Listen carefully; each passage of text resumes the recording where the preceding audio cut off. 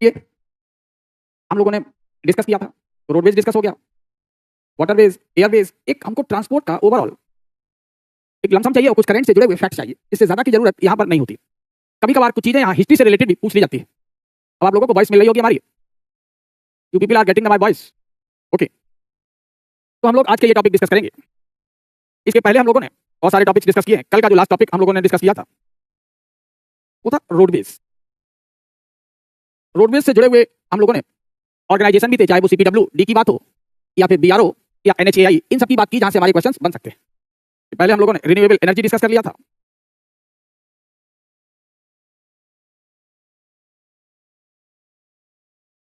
Non metallic minerals, इनको detail में discuss किया, मेटेलिक मिनरल्स,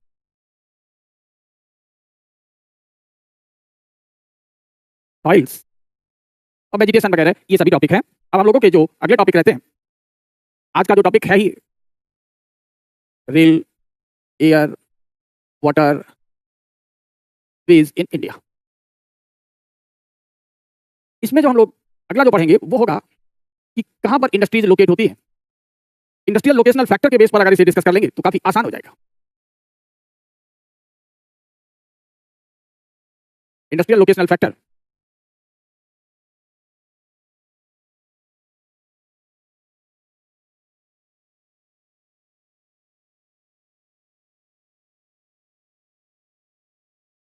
मेजर इंडस्ट्रीज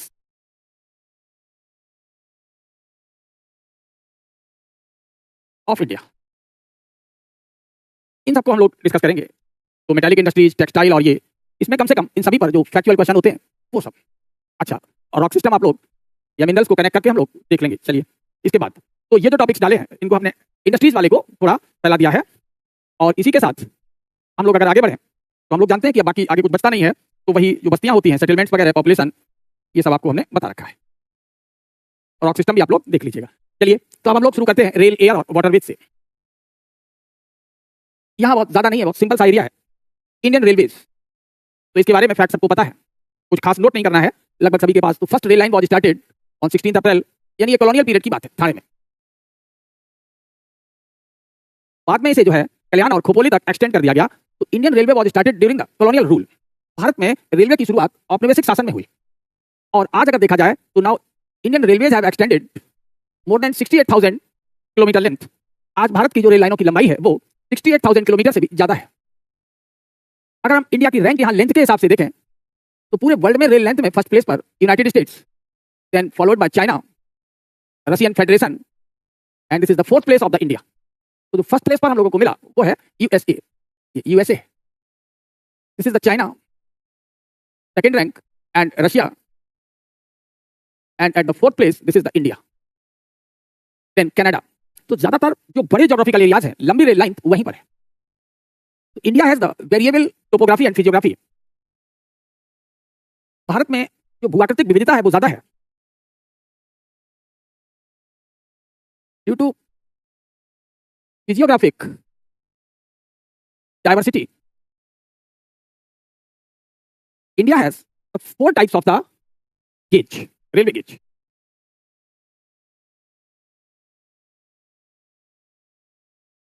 तो बेसिकली तो 3 तरह के रेलवे गेज फिजियोग्राफिक डाइवर्सिटी के हिसाब से शुरू किए गए थे, लेकिन लास्ट में जो स्टैंडर्ड गेज है कि इसके लिए हमें दुनिया भर से रेल के डिब्बे, उनके पहिए का साइज, तो जिसे हम कहते हैं रोलिंग इक्विपमेंट्स, तैयार मिल जाए और मेट्रो शुरू हो सके, तो मेट्रो के लिए स्टैंडर्ड गेज शुरू कर दिया गया। ये सबसे बाद में डेवलप हुआ। ओके, तो यहाँ ब्रॉड गेज कितना है, सबसे बड़ा यही होता है। तो ये प्लेन एरिया पर, बेसिकली ये लागू कहाँ होगा, मैदानों पर। तो it is design for the plains. Even ये प्लेट्यूज पर भी काम कर सकता है। ये प्लेन और प्लेट्यू के लिए कौन सा, ब्रॉड गेज। तो broad gauge is for the plain and plateau.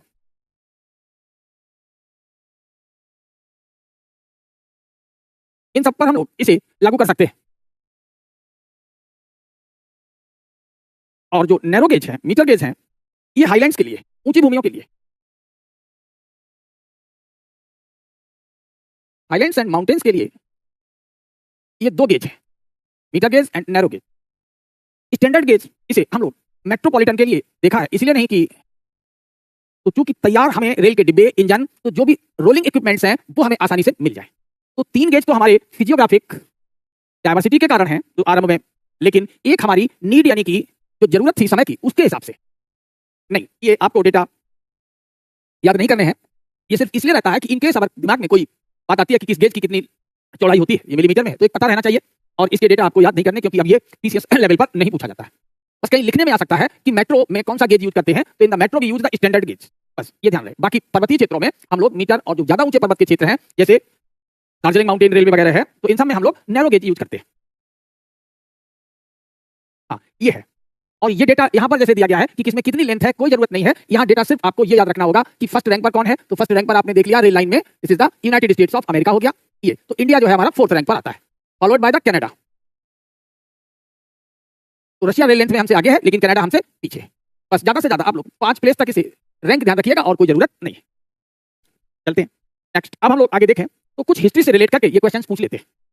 तो कॉलोनियल रूल था, और उस समय जो यूरोपियंस थे उनको रहना अच्छा लगता था जहां थोड़ा कोल्ड क्लाइमेट हो, तो इसलिए इन्होंने नैरो गेज वगैरह ये शुरू किया। जैसे कालिका शिमला रेलवे है, तो शिमला को एक तरीके से समर कैपिटल भी कहा जाता था, summer capital of British India Shimla का एक नाम था।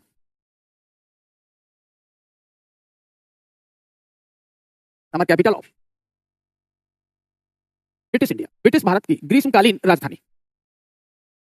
तो ये जो प्रोजेक्ट है वो शुरू हुआ था 1898 में, और ट्रेन सर्विस शुरू हो गई 1903 में।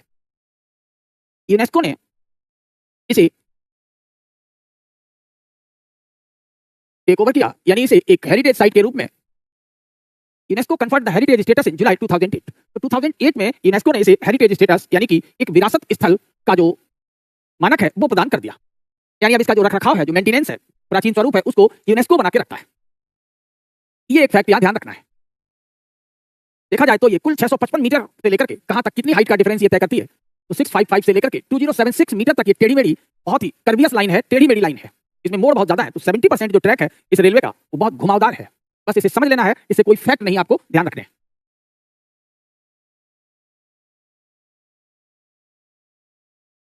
बस ये रहना है। अब दार्जिलिंग माउंटेन रेलवे भी उसी तरीके से, तो कालिका से लेकर शिमला तक ये रेल लाइन 96.6 किलोमीटर चलती है। और यहीं दार्जिलिंग माउंटेन रेलवे की बात करें तो इसकी लेंथ 88 किलोमीटर है, और इसका जो गेज है ये और नैरो है, 610 mm, और जबकि कालिका शिमला वाले का 762 mm गेज का है। यानी एक तरीके से ये लगभग 2 फुट गेज वाला है, इसे 2 फुट गेज भी कह सकते हैं, और टॉय ट्रेन जैसा दिखता है, ये 2 फुट गेज भी कहा जा सकता है। अब ये सब हिस्ट्री का मामला है। 1878 से ये प्रोजेक्ट की शुरुआत हुई 1833 में, और यूनेस्को ने इसे भी हेरिटेज स्टेटस 99 में दिया है।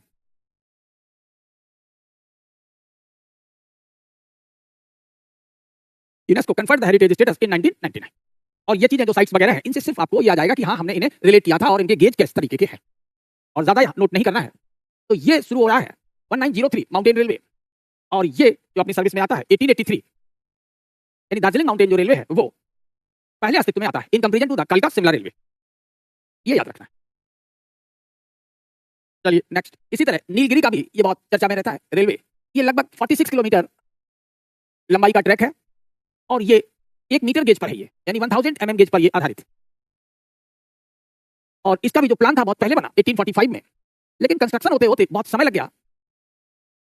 रन्स बिटवीन द ये, तो अगर देखा जाए शुरुआत इसकी कब हो पाती है, फिर करीब 1903 के आसपास इसकी भी सर्विस शुरू हो पाती है।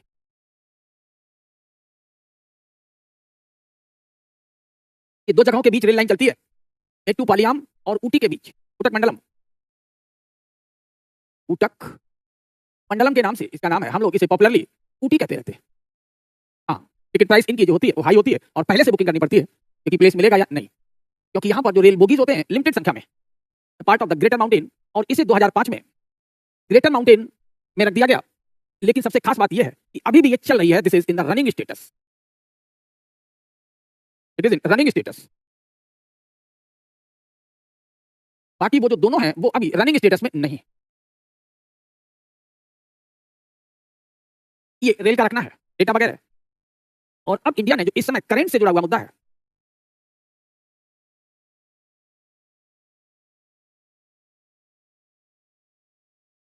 वो मामला ये है कि भारत के अगर हम नॉर्थ ईस्ट स्टेट्स को देखें, ये मान लो सिक्किम बन गया, ये भूटान,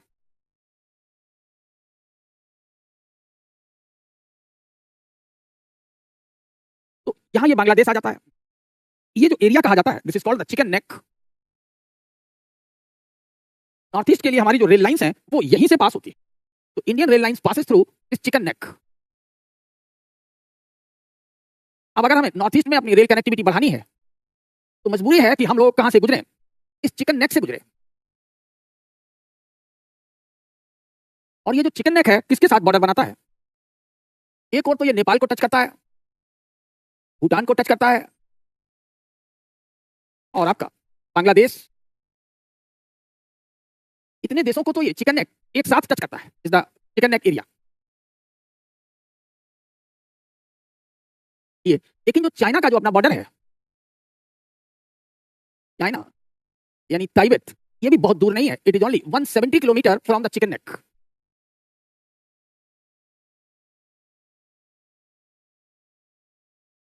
इसलिए ये बहुत सामरिक महत्व का है। अगर किसी कारण से ये जो चिकन नेक है इंडिया का किसी तरह डिस्टर्ब हो जाए, डिस्टर्बेंस के यहाँ बहुत सारे कारण रहते हैं। कभी ना कोई मूवमेंट है या कोई आंदोलन है, यहाँ आप लोग जानते हैं किस किस की मांग होती है। गोरखालैंड की मांग होती है, यही बोडोलैंड की भी मांग होती है। ये सभी करंट से जुड़े हुए मुद्दे हैं। यहाँ तक कि कुछ लोग कहते हैं जो पुरानी कूच बिहार रियासत हुआ करती थी तो उसके नाम से ग्रेटर कूच बिहार की भी बात होती है। यानी अगर यहाँ कोई डिस्टर्बेंस है तो जो हमारे नॉर्थ ईस्ट स्टेट्स हैं भारत के, उत्तरी पूर्वी राज्य, ये अलग थलग पड़ सकते हैं, बिल्कुल कट जाएंगे। तो हमारे पास अल्टरनेटिव्स होने चाहिए।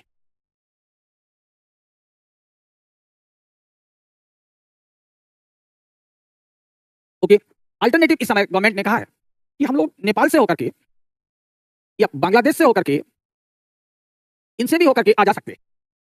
तो करीब Indian railway sanction the final location survey for 14 new railway routes connecting the north eastern part through the Nepal Bangladesh. Nepal और बांग्लादेश से होकर के नॉर्थ ईस्ट को जोड़ने के लिए भारत रेलवे ने 14 रूट्स को सैंक्शन किया है। इनका अब साफ सर्वे किया जाएगा, 14 न्यू रूट्स। और कौन कौन हमारे ये पड़ोसी देश हैं, तो जो हमारे फ्रेंडली नॉर्थ जो नेबरिंग स्टेट्स हैं बांग्लादेश और नेपाल, इन दो को लेकर के ये बात हुई है। अगर ये रूट्स बनेंगे तो लगभग कितने किलोमीटर लेंथ की बढ़ोतरी होगी? 1275.5 किलोमीटर, तो लगभग 1275 किलोमीटर की लंबाई और जुड़ जाएगी। इससे नॉर्थ ईस्ट के साथ हमारी कनेक्टिविटी बढ़ेगी। ये मामला improve and significantly increase the trade and tourism activity.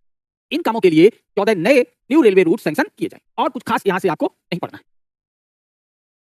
अगर देखा जाए तो रूरल कनेक्टिविटी के लिए जो डेटा वगैरह है वो सभी आप लोग देख चुके हैं। एक और शब्द आता है Bharatmala.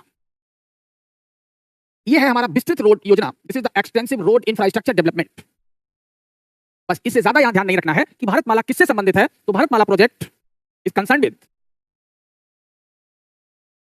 Land route. Land route means the roadways. इसका भी नाम कभी कभी आता है और कंफ्यूजन कहां से हो जाती है, वो हो जाती है सागरमाला से। भारतमाला और सागरमाला मिलते जुलते शब्द हैं, दोनों को याद रखना है। भारतमाला रोडवेज के लिए है, सड़क परिवहन के लिए है, जबकि सागरमाला पोर्ट डेवलपमेंट के लिए। जैसे अभी आपके 2 दिन पहले प्रधानमंत्री ने बधावन पोर्ट को इनॉग्रेट किया, क्लियर। और वो किस प्रोजेक्ट के तहत आएगा, तो वो सागरमाला प्रोजेक्ट की बात है।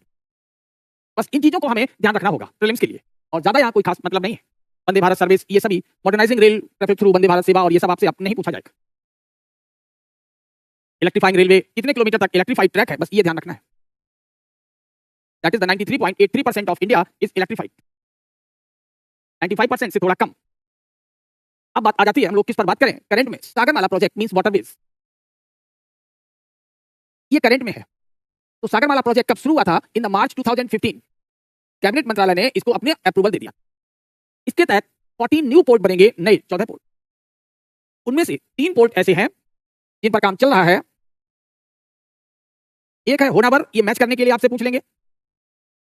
दूसरा है Chhara, that is in Gujarat, and Kakinada. ये पहले हमारे मेजर पोर्ट की लिस्ट में नहीं थे। इन 3 पर ये योजना इंप्लीमेंट कर दी गई है। और चौथा जो अभी रिसेंटली कर दिया गया है वो बधावन। तो बधावन को भी, उसका भी फाउंडेशन स्टोन रिसेंटली रख दिया गया है। ये सब किसके तहत है? सागरमाला प्रोजेक्ट के तहत। सागरमाला प्रोजेक्ट के अपने काम क्या है? तो सागरमाला प्रोजेक्ट के 5 पिलर हैं। मुख्य बिंदु है बंदरगाह आधारित औद्योगिक विकास, पोर्टलेट इंडस्ट्रियलाइजेशन, यानी उद्योगों का विकास बंदरगाह के चारों ओर अधिक किया जाए ताकि एक्सपोर्ट इंपोर्ट सुविधा आसानी से डेवलप। और दूसरी बात, जो वहां आसपास के निवासी हैं, कोस्टल कम्युनिटी डेवलपमेंट, उन्हें इंफ्रास्ट्रक्चर, ट्रेड, व्यापार, इन सब की बेहतर ट्रेनिंग दी जाए। कोस्टल शिपिंग और जो उसके भारवहन क्षमता होती है IWT, उसमें वृद्धि की जाए। पोर्ट को मॉडर्न फैसिलिटीज, पोर्ट मॉडर्नाइजेशन और पोर्ट कनेक्टिविटी, ये 2 3 4 5 these are the 5 pillars of the Sagarmala project. Prelims में यहां से बहुत कम पूछेंगे, हो सकता है ये प्रश्न पूछ लें कि सागरमाला के तहत क्या नहीं है, तो which has not been included into the Sagarmala project. ये क्वेश्चन एक यहां बन सकता है, लिख सकते हैं आप लोग, has not been included among 5 pillars of Sagarmala project. Sagarmala project के प्रमुख 5 स्तंभों में किसे शामिल नहीं किया गया है? हाँ, वंदे भारत पर। तो which has not been included among 5 pillars of Sagarmala project. Options लिख लें। पोर्ट लेड इंडस्ट्रियल डेवलपमेंट, बंदरगाह आधारित औद्योगिक विकास, पोर्ट लेड टूरिज्म डेवलपमेंट, बंदरगाह आधारित पर्यटन विकास,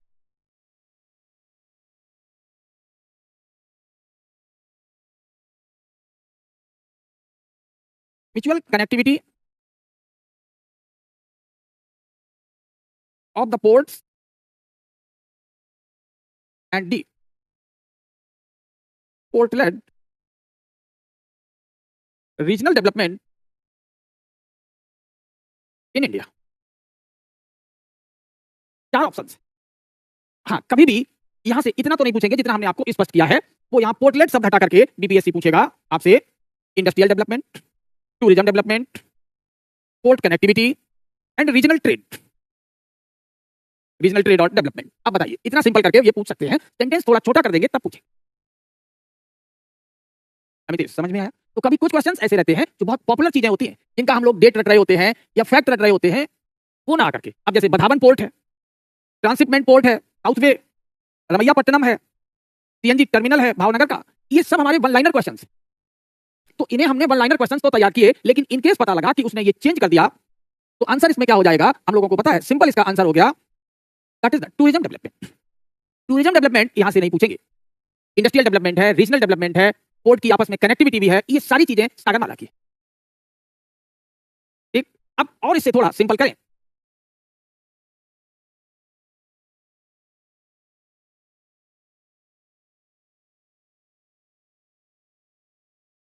What is not included in the Sagarmala project? ये ट्रिकी क्वेश्चन है। सागरमाला प्रोजेक्ट में क्या सम्मिलित नहीं है? A, development of highway connecting the port, port को जोड़ने वाले राजमार्गों का विकास।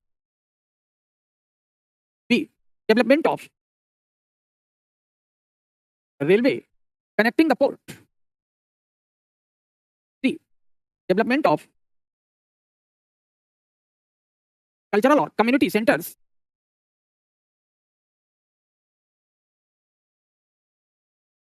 Near the port.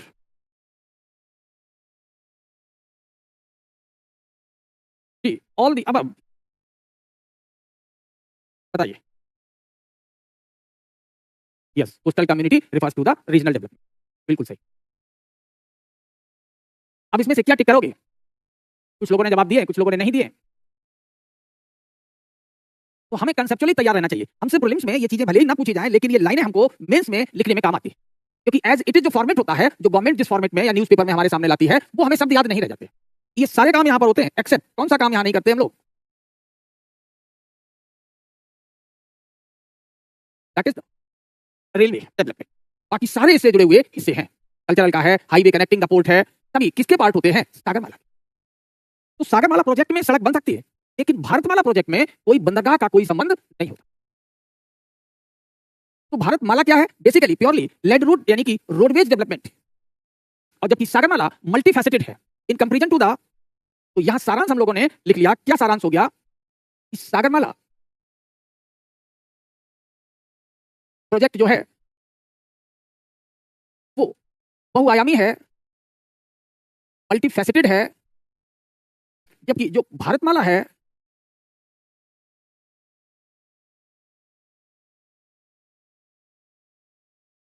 ये रोड डेवलपमेंट का ही कार्य है, बस, ओनली वन। रेलवे कनेक्टिविटी के लिए जो होता है वो बजट एलोकेशन बड़ा है। शुरू से यहां पर रेलवे कनेक्टिविटी इसलिए नहीं रखी गई कि ऑलरेडी बजट बड़ा था, तो बजटरी एलोकेशंस ने इसे मना किया। तो इसका जो मूल रीजन है वो फाइनेंशियल है। अगर पहले से कोई वहां पर रेलवे स्टेशन है तो वो बात अलग हो गई, लेकिन नई रेल लाइन इसके तहत नहीं डाली जाएंगी। तो budgetary allocations does not permit the construction of new railways. ये है। तो फिलहाल अभी ऐसा नहीं है, आगे अगर कभी ये कनेक्ट कर दें और इसके बजट को बढ़ा दें तब देखा जाएगा।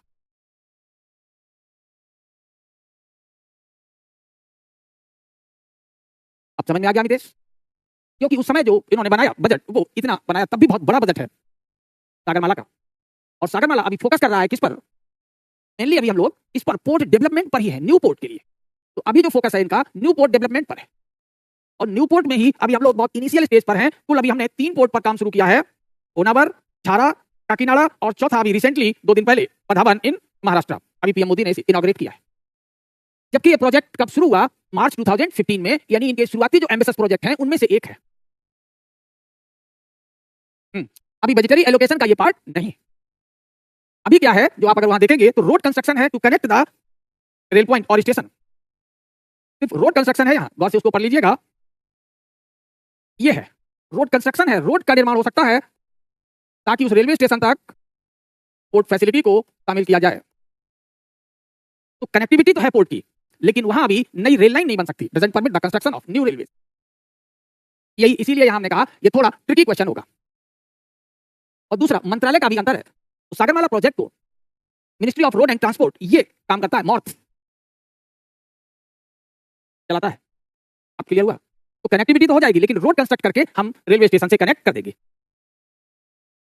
चलिए नेक्स्ट, अगर हम लोग अब इससे आगे बढ़े, एयर के लिए भी बहुत सारे प्रोजेक्ट्स आए कि करीब 106 हमारे पास क्या रहने चाहिए? एयरपोर्ट रहने चाहिए। और एयरपोर्ट के लिए भी 15 airport project, expanded terminal Delhi का वो भी उसमें शामिल है, ये भी करंट में आप लोगों ने पढ़ा होगा। और 12 जो न्यू प्रोजेक्ट हैं उन्हें लिया गया है। 12 न्यू टर्मिनल बिल्डिंग्स बनेंगे, जैसे पुणे, कोल्हापुर, ग्वालियर, फेमस प्लेसेस हैं सभी, जबलपुर, दिल्ली, लखनऊ, अलीगढ़, आजमगढ़, चित्रकूट, मुरादाबाद, श्रावस्ती, ये है, and Adampur. along with laying of the foundation stone of new terminal buildings, Kadapa, Hubli and Belagavi airport. तो Sagarmala port, Bharatmala port railway के लिए ऑलरेडी चल रहा है, लेकिन अब रेलवे में जो एमएसएस प्रोजेक्ट के समय है वो हमने आपको बताया किस पर काम कर रहे हैं करंट में, कि हम 14 न्यू रेल लाइंस डालेंगे, उनका सर्वे होगा जिनकी लंबाई ये होगी, बस इससे ज्यादा यहां अभी आपको। और ये न्यू रेल लाइंस किसके थ्रू गुजरेंगी? ये आपके 2 देश हो जाएंगे। कौन कौन? नॉर्थ ईस्ट से कनेक्ट कर सके, एक तो नेपाल और दूसरा बांग्लादेश से होकर।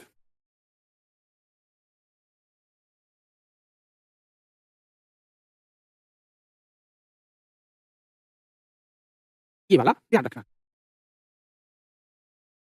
नेपाल को और इन सबसे। तो रेल का इंफ्रास्ट्रक्चर देश में पहले से है, रेल में अभी क्वालिटी इंप्रूवमेंट किया जाएगा। तो railway requires the quality improvement और देन एक्सटेंशन वर्क। तो railway requires the quality improvements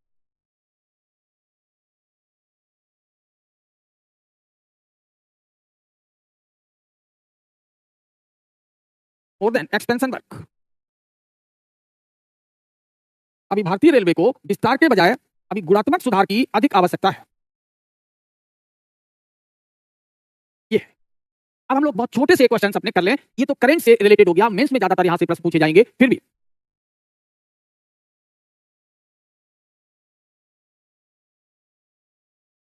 natural ports, artificial port,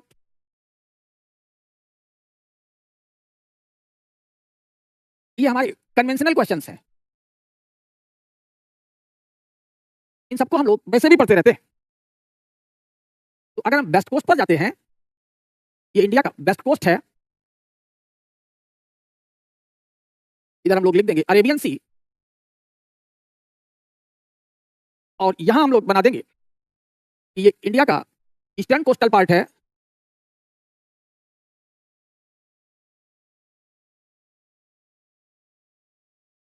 this is the bay of Bengal. यहां पर ज्यादातर सिल्ट डिपॉजिट होती रहती है, सेडिमेंट्स और डेट्रिटस पहुंचते हैं, तो जो यहां सुटेबल डेप्थ है फॉर द नेविगेशन, ये मान लो ये हमें एक सुटेबल डेप्थ चाहिए, ये सुटेबल डेप्थ हमें किनारे तक मिल जाती है, कहां पर? वेस्ट कोस्ट पर। लेकिन यहां अगर हमें सुटेबल डेप्थ अचीव करनी है तो we require the dredging, removal of silt, जिसे डिसिल्टेशन कहते हैं।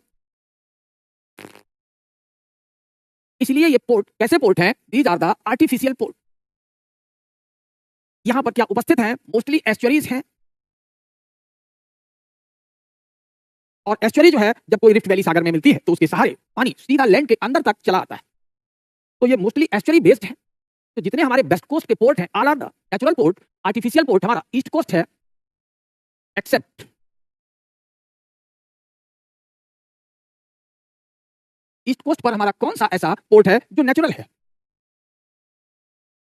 बिल्कुल सही है, जब रोकेंगे तो जहाज कम आ जा पाएंगे, तो एक्सपोर्ट इंपोर्ट कम होता है, इसीलिए मुंबई पर जो ट्रेडिंग फैसिलिटी और एक्सपोर्ट इंपोर्ट का भार बहुत ज्यादा है। अब बीपीएससी के लिए क्वेश्चन यही बनता है कि आर्टिफिशियल पोर्ट हमारे ईस्ट कोस्ट पर है, एक्सेप्ट, बताइए।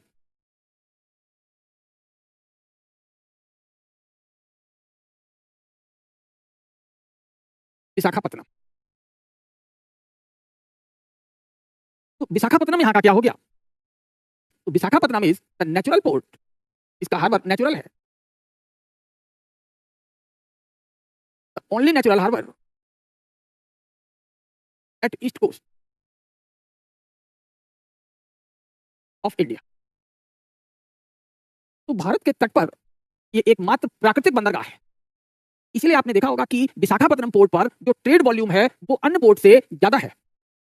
यहां से हम क्वालिटी आयरन ओर भेजते हैं, और यहां पर यही हम लोग क्वालिटी कोल इंपोर्ट भी करते हैं। तो विशाखापत्तनम क्या करता है?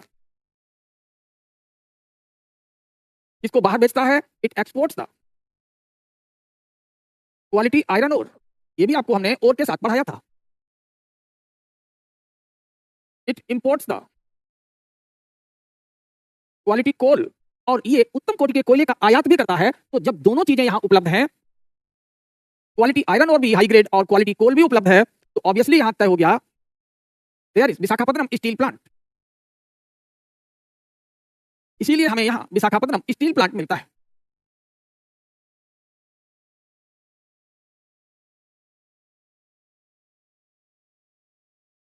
विशाखापत्तनम स्टील प्लांट, और जब इतनी अच्छी स्टील होगी तो फिर सिर्फ बिल्डिंग इंडस्ट्री भी यहां डेवलप हो जाएगी।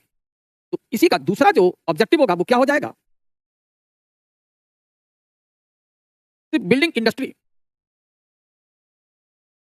तुरंत हमें इसका एक कंसीक्वेंस मिल गया, और जब हम कोल मंगा सकते हैं, इंपोर्ट कर सकते हैं, तो क्रूड ऑयल भी यहां आएगा, तो क्रूड ऑयल को हम लोग साफ भी कर सकते हैं, तो विशाखापत्तनम में ऑयल रिफाइनरी भी रहेगी। अब ऑयल रिफाइनरी है, आयरन स्टील प्लांट है, तो दूसरे इंडस्ट्रीज भी इनके बाई प्रोडक्ट के कारण अट्रैक्ट होंगे। इंडस्ट्री को अपनी ओर खींचती है, तो other industries also get influenced. तो अब यहां दूसरे उद्योग भी पहुंच जाएंगे, ऑल्सो गेट फैसिनेटेड, ये भी यहां पर आकर्षित होंगे। यानी धीरे धीरे इंडस्ट्रियल डेवलपमेंट में विशाखापत्तनम बढ़ता जाएगा, और यहां नेचुरल पोर्ट के कारण तो Mumbai has the largest cargo volume, सबसे ज्यादा कार्गो, क्या जो सामान आता है और जाता है, तो मुंबई बार बार बिजी हो जाता है। तो जब ब्रिटिश पीरियड में मुंबई बिजी हो गया तब बना कराची। हाँ, अच्छा, आपने जो पारादीप कहा है, पारादीप के पास गहराई है, लेकिन एक सुविधा है पारादीप के पास, सॉफ्ट क्या है? सेडिमेंट, जिन्हें हम आसानी से हटा देते हैं। तो Paradip is a good port, but Paradip is not natural port. यहां पर जगह नहीं है, नहीं हम इसे भी आपको लिखवा देते, आप अलग जगह पर लिख सकते हैं। यहां लिख दें तो पारादीप डीप पोर्ट है, एक गुड पोर्ट है। क्यों गुड पोर्ट है? Because soft sediments at its bottom are found which get easily removed, जिन्हें आसानी से हटाया जा सकता है। तो Paradip is not a natural port, इसे साफ साफ लिख लो, क्योंकि यहां हमें सेडिमेंट हटाने पड़ते हैं।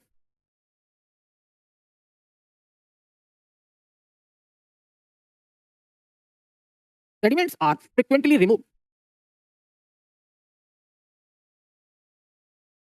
इसलिए ये दूसरे पोर्ट की तुलना में थोड़ा बेहतर है। ये डिफरेंस। हाँ, अब इसको कैसे पढ़ोगे, कहां पर आशीष? तो कहीं भी डाउट हो तो डिटेल में हर एक पोर्ट को पढ़ना है। ये सोर्स है पोर्ट ट्रस्ट ऑफ इंडिया, इसकी वेबसाइट पर जाके एक एक पोर्ट को जो इसके पार्ट हैं उनको पढ़ लेना। तो Paradip is the part of port trust of India, यहां से पढ़ लीजिएगा आशीष। अक्सर लोग कंफ्यूज रहते हैं, इसके बदौलत इसे समझ लेते हैं डीप पोर्ट के कारण, लेकिन यहां भी सेडिमेंट भरे हुए। तो अब ये इतना नोट्स आपको हमेशा मदद कर देगा। Paradip is not natural port, sediments frequently removed, और नेचुरल हार्बर से सेडिमेंट रिमूवल नहीं होता। ये है, इतनी सी बात है। तो हम लोगों ने यहां पर इन सभी की बात कर ली। अब बात आती है वाटरवेज। तो वाटरवेज को दो हिस्से में बांटा जाता है। अगर हम वाटरवेज की बात करें,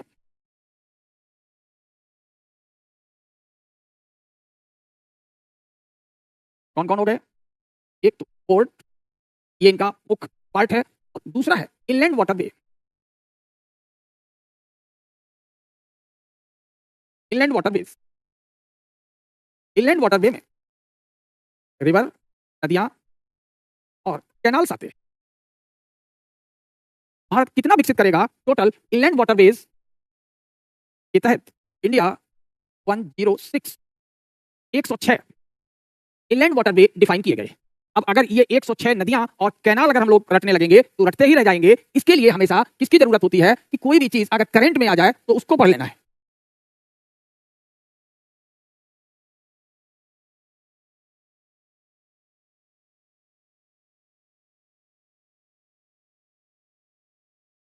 नेशनल वाटरवेज एक्ट आया, ये कभी पूछ सकते हैं, कब? 2016 नेशनल वाटरवे एक्ट।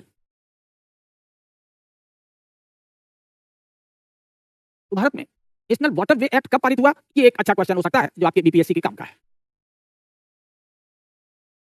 क्यों इस एक्ट को पारित किया गया? तो भारत में भी वाटरवे डेवलप हो सकते हैं। तो सर्वे हुआ, तो सर्वे के अनुसार अगर हम लोग बात करें तो इंडिया 20,000 किलोमीटर से अधिक लंबाई के इनलैंड वाटरवे डेवलप कर सकता है।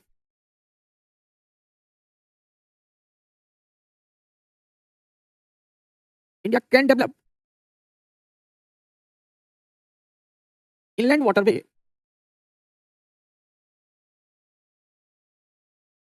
मोर देन 20,000 किलोमीटर, जिसमें से ज्यादातर लंबाई नदियों की है 17980 किलोमीटर रिवर्स। इतनी हमारी सारी नदियां नेविगेबल हैं। और थोड़ा सा बचा जो यहां हम लोग करेंगे 2256 किलोमीटर, 2256 किलोमीटर कैनाल्स भारत में ऐसे हैं जिन्हें हम वाटरवे के रूप में डेवलप कर सकते हैं। यानी अगर इन दोनों को डिजिट को हम जोड़ दें तो 20,236 हो जाता है। इतने किलोमीटर के वाटरवे हो सकते हैं। क्यों एक्ट लाए? इस चीज को सुधारने के लिए पार्लियामेंट को एक्ट पारित करना पड़ा। बताइए, ऐसे ही बना देते नदियों को वाटरवे के रूप में? बताइए, बता देंगे आप लोग? पक्का है? क्योंकि हम लोग पढ़ते खूब हैं। और बहुत सिंपल सा आंसर है।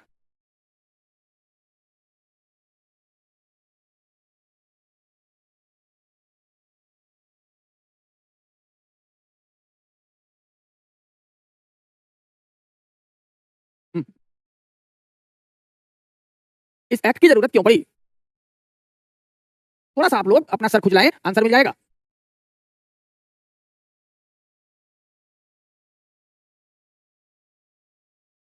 चलिए हम इशारा कर देते हैं। स्टेट लिस्ट होता है, कॉन्करेंट लिस्ट होता है, यूनियन लिस्ट होते हैं, उनमें कुछ सब्जेक्ट्स होते हैं। लैंड और रिवर किसके अंतर्गत आते हैं? अब तो जवाब दीजिए। पॉलिटी पढ़े हैं ना? नदियां और भूमि राज्य सरकार की संपत्ति है या संघ सरकार की है, यूनियन की? तो रिवर हमारी किसकी प्रॉपर्टी है? स्टेट। तो जब तक कि हम अमेंडमेंट नहीं करेंगे कि यूनियन गवर्नमेंट को अथॉराइज नहीं करेंगे इस पर काम करने के लिए, तब तक ये काम नहीं हो सकता था। इसलिए नेशनल वाटरवे एक्ट 2016 आया। आपने देखा भी होगा, मीडिया में भी कई बार ये आरोप लगाए गए कि राज्य सरकारों के अधिकार जो है वो मोदी गवर्नमेंट कम करती चली जा रही है। राइट? तो मोदी गवर्नमेंट की ओर से क्या जवाब दिया गया कि आपने जब कम किया था तो अच्छा था। जैसे फॉरेस्ट थे, वो भी तो थे, फॉरेस्ट तो उठा करके इंदिरा गांधी ने स्टेट लिस्ट से सीधा कंकरेंट लिस्ट में भेज दिया था। तब वाइल्ड लाइफ प्रोटेक्शन एक्ट आया। Got it? तो इसलिए यहां ये अमेंडमेंट की जरूरत पड़ी। और यहां सिर्फ उन नदियों को पढ़ लेंगे जो किसी कारण से न्यूज में आ जाए। बाकी आपको 106 तो यहां मेंशन थे इस एक्ट में। और करेंटली अगर हम बात करेंगे तो वाटरवेज, कितने इनलैंड वाटरवे की बात हो रही है? 111 अब इनकी संख्या बढ़ाकर के 111 कर दी गई।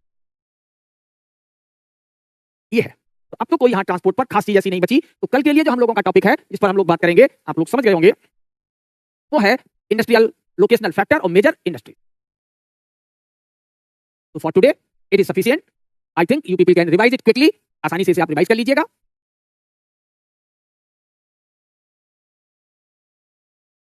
ओके इन सब में चुटपुट क्वेश्चंस रह जाते हैं। इन्हें भी, जैसे नेशनल रोप बेस्ड डेवलपमेंट प्रोग्राम, इसे पर्वतमाला के नाम से जाना जाता है। ये अंडरगोइंग डिटेल्ड फिजिबिलिटी स्टडीज है, 32 प्रोजेक्ट्स होंगे। तो सिर्फ आप पर्वतमाला, सागरमाला और भारतमाला, ये 3 शब्द हो गए, इनको ध्यान रखिएगा।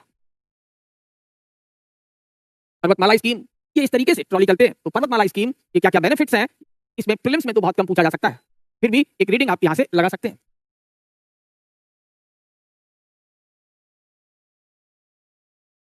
Okay thank you.